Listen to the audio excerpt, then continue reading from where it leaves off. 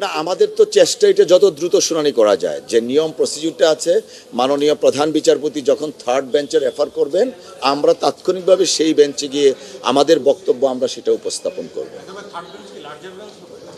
Depends, এটা অনেক সময় একক বেঞ্চও হয়, লার্জার বেঞ্চও হয়, এটা মাননীয় প্রধান বিচারপতি নির্ধারণ করে দিবেন কিভাবে কি হবে।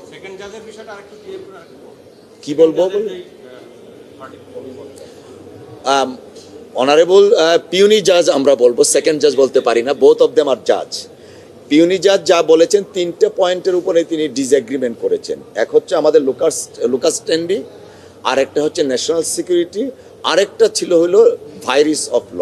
অর্থাৎ আমরা আমাদের সাবমিশনে এই তিনটে পয়েন্টের উপরে আমরা যে এমফেসাইজ দিয়েছিলাম এবং আমাদের ডকুমেন্টেশন সাবমিট করা হয়েছিল সেটাকে কন্ট্রোভার্ট করেছিলেন লার্নেড অ্যাটর্নি জেনারেল, এবং তিনি মনে করছেন অনারেবল পিউনি জাজ তিনি মনে করছেন যে আমাদের যে submission it was not appropriate এবং এটার সাথে ওনার ডিসএগ্রিমেন্ট আছে।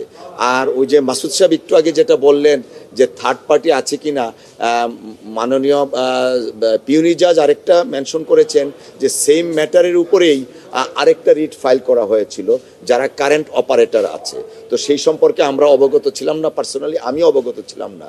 That writ petition was discharge from this court. So সেই জিনিসটা তিনি মেনশন করেছেন আর কি।